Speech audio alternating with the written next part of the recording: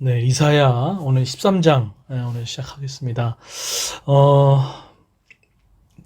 오늘의 일상이 내일의 미래를 더 알차고 기름지게 한다 그러면 오늘의 이 일상을 주신 하나님께 너무 감사하고 또 오늘 일상을 통해서 다음이 더 기뻐지는 그런 은혜가 반드시 있을 거라는 생각이 듭니다.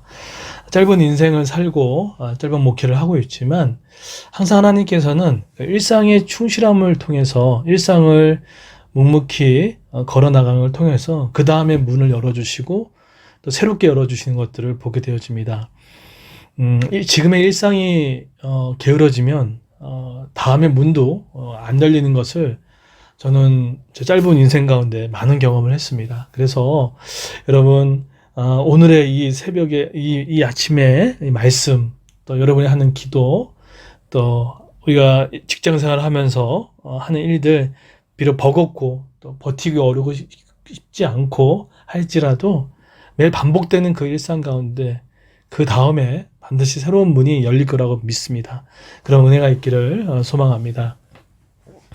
오늘 1장부터 12장까지는 이사야는 하나님의 백성, 그러니까 유다 이 심판에 대해서 상당히 초점을 맞춰서 이야기를 하고 있어요. 근데 자꾸 심판이라니까는 부정적으로 하지 마시고 하나님이 우리를 고치기 위함이라는 생각을 했으면 좋겠습니다. 더 좋은 것을 주시기 위해서 하나님 우리에게 때로는 안전사항도 허락할 수 있다라는 생각을 정도를 했으면 좋겠어요. 왜냐하면 더 나아가면 하나님이 거기에 맨홀 뚜껑이 열려 있는지 다 아시잖아요.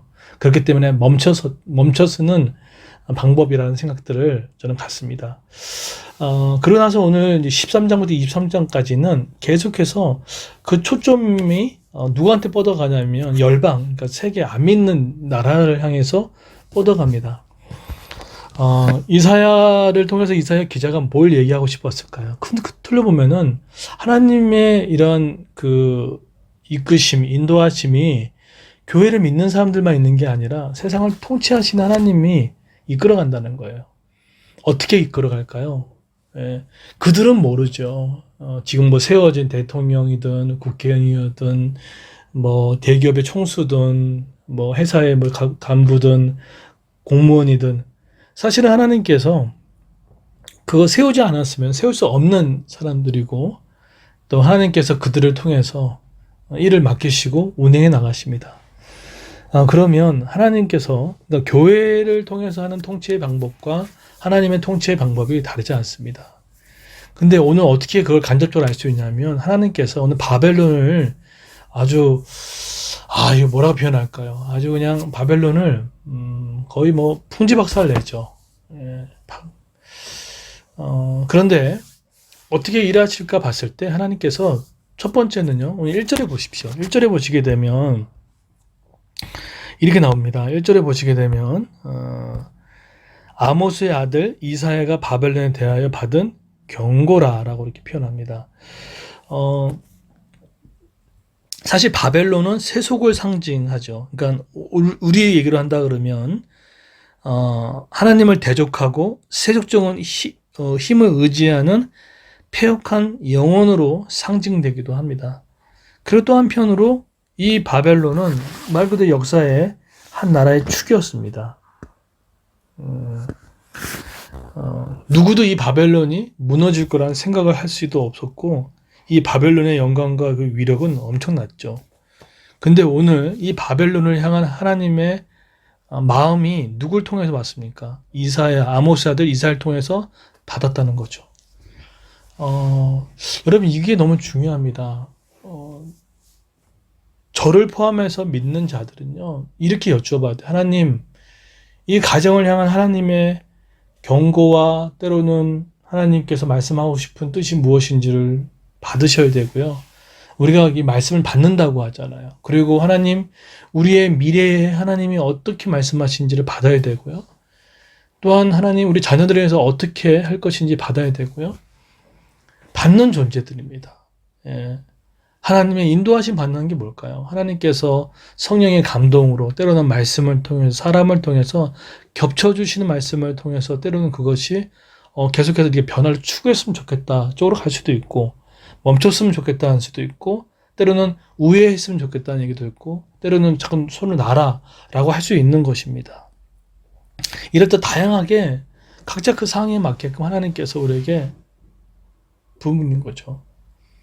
근데 받을 때 이사야가 자신의 생각과 뜻이 꽉 차 있으면은 이 말씀을 있는 그대로 받을 수 있을까요? 또 이사야가 살았던 이 바벨론은 누가 봐도 좀 무너지지 않을 것 같고 해서 이 말씀이 오늘 2절부터 뭐 22절까지 이 말씀이 정말 이루어질까라고 생각할 수도 있을 겁니다. 그런데 하나님께서 하나님의 말씀을 있는 그대로 불가능을 가능케 하신 하나님의 말씀을 받는 이 부분들이 너무나 중요합니다. 저는 지난주 예배가 너무 좋았어요. 예. 너무 기뻤어요. 15분 우리 앞에 하는 기도뿐만 아니라 끝나고 나서도 우리가 또 10분, 15분 정도 또 기도하지 않았습니까? 그 시간이 너무나 기뻤어요. 그때 우리 했던 기도들이 저는 반드시 응답될 거라는 생각이 들고, 그 성도들을 참 기뻐할 거라는 생각이 들었고, 하나님이, 이 기도로 준비하는 것이 너무 다르다. 그리고 그 15분의 기도가 끝나고 자연스럽게 찬양을 통해 나왔을 때 그 하나님의 성령의 임재가 가득하고, 어둠의 검새가 물러가고, 또 하나님의 말씀에 순종하게 오는, 이 말씀이 나에게 흘러들어오는 중요한 토대가 있구나, 라는 생각이 들어요. 그 막 기쁨이 있어요. 하나님이 이 예배를 지금 기뻐하신다 라는 느낌을 받고 말씀이 들어가고 있다는 느낌을 받았어요. 이번 주는 특히. 그래서 저는 이제 얼굴 보고 하니까 좋잖아요. 얼굴 보고 하니까 우리 성도들의 얼굴, 오랜만에 봤던 얼굴도 오시고, 아이들도 함께 오시고, 지금 이제 50% 넘게 지금 현장 예배가 지금 회복이 되고 있어서 너무 감사한데, 그 현장감이 있죠. 그래서 저기 예배를 인도를 몇 년 해오고 있잖아요. 근데, 임재가 가득했구나. 그래서, 하나님께서 말씀이 들어가고 있구나. 라는 것을 느끼게 돼요. 근데 어떻게 된가 봤더니, 제가 역대하 20장도 하나님 앞에 받은 말씀이거든요. 저에게 주신 말씀인 거죠. 근데 그 말씀이 저도 은혜가 되고, 저에게 해당되는 말씀 되니까 강하게 증거하게 되더라고요. 여러분, 그래서, 받으셔야 됩니다. 하나님, 우리 가정 어떻게 합니까? 하나님, 우리 부부관계 어떻게 합니까? 하나님, 우리 자녀도 어떻게 합니까? 우리 직장 어떻게 합니까? 우리 교회, 가정교회 어떻게 합니까? 하나님, 틀림없이 이것을 향한 명확한 말씀을 우리에게 주시고 성령의 감동으로 환경을 보여주실 겁니다. 받아야 한다는 거죠. 자, 그런데 그러고 나서 또 한 가지, 오늘 보면 하나님 일하시 보면은 사람을, 그래서 그 사람을 통해서, 그래서 이것이 회사도 마찬가지. 하나님 이 회사를 바라보는, 이 정치를 바라보는 말씀을 받으셔야 된다는 거죠. 두 번째로 하나님께서 또 어떻게 일을 하십니까? 자, 보시면 17절, 18절에 보면은 보라, 은을 돌아보지 아니하며 금을 기뻐하지 아니하는 메대 사람을 내가 충동하여 그들을 치게 하리니. 바벨론은 건들 수 없는 무소불위의 권력이었습니다. 그런데 누구를 충동시켜 일을 한다고요? 메대 사람을 통해서. 실제로 메대 사람을 통해서 바벨론이 멸망케 되는 일들이 되어지죠. 18절에 메대 사람이 활로 청년을 쏘아 죽이며 태 열매를 긍휼히 여기지 아니하며 아이를 애석하게 보지 아니하니라. 철저하게 하나님이 심판하신, 누굴 들여 사용합니까? 메대를 통해서, 한 나라를 통해서 하나님께서 심판해 나가십니다. 하나님은 자신의 심판을 수행함에 있어서 메대와 바사와 같은 이방 국가들도 하나님 사용하십니다. 그래서 최강의 권력을 할 수 있는 바벨론 무력화시키는데 하나님께서 성공하겠다. 요즘엔 저거는 자꾸만 저한테 도전이 되고 있는 것 중에 하나가 뭐냐면, 지금 여러분도 그렇고 저도 그렇고 이렇게 이 세상을 보고 나라를 보면은, 우리 회사를 가면 그렇고, 저도 이제 그 대기업에 그 한 5년 동안 계속 신호를 나갔잖아요. SK, LG 나갔죠. 그럼 여러분 그 현관에 들어가서 신분증을 내고 또 그 보안 절차를 건너서 막 17층, 20층 뭐 거기 가서 예배를 인도해보고, 또 SK 그 그룹 안에 들어가서 거기 한 그 분기별로 모이거든요. 그때 집회 강사를 한번 간 적이 있는데, 그때 초청 강사로 이만수 야구 선수도 오시고 그랬던 기억들이 있어요. 근데 가면 되게 처음에 정말 초라해 보여요. 뭐 이걸 통해서 변화될까? 막 그런 마음들이 막 들 때가 있어요.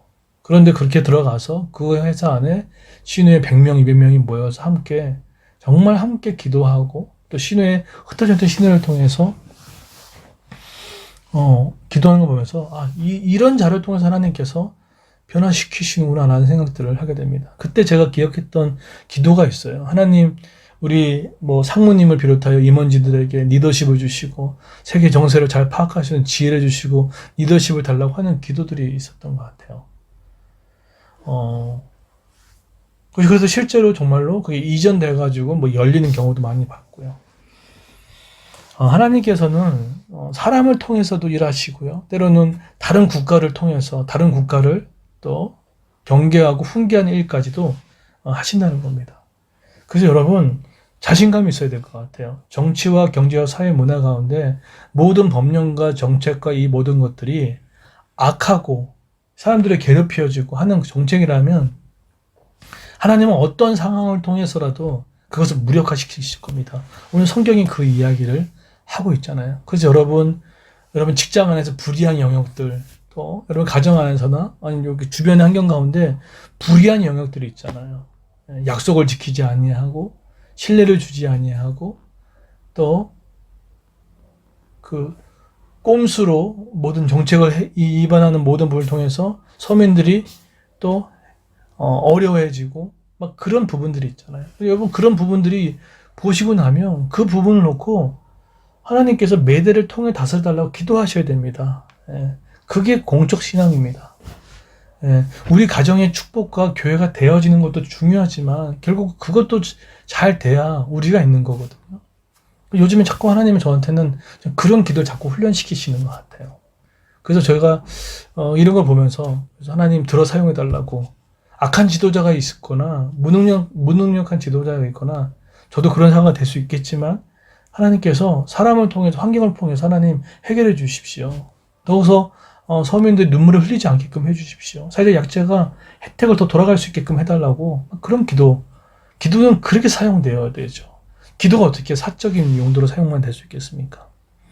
그런데 이 바벨론의 심판의 기준을 성경이 명확하게 이야기를 하고 있습니다. 뭐라고 얘기하죠? 내가 세상의 악과 악인의 재계를 벌하며 교만한 자의 오만을 끊으며 강포한 자의 거만을 낮출 것이다. 악과 악인의 죄를 벌애고 교만한 자 오만을 끊어버리고 강포한 자 거만을 낮춘다고 이렇게 이야기를 합니다. 여러분 이 바벨론이 우리가 될 수가 있을 수 있습니다. 그래서 오늘 말씀을 적용합니다. 하나님께서 어떤 말씀으로 기준을 세운지 들으셔야 됩니다. 오늘 새벽의 말씀일 수도 있고 주일의 말씀일 수도 있고 큐티일 수도 있습니다. 잘 들으십시오. 하나님 달라고 하십시오.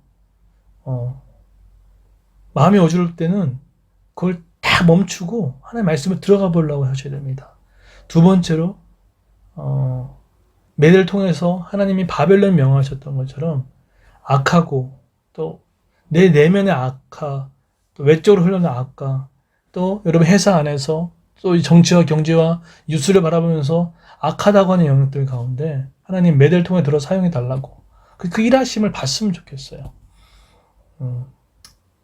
그래서 하나님은 교회에서만 통치자가 아니고 여러분의 하나님이 아니라 이 세상을 움직이신 통치자이십니다.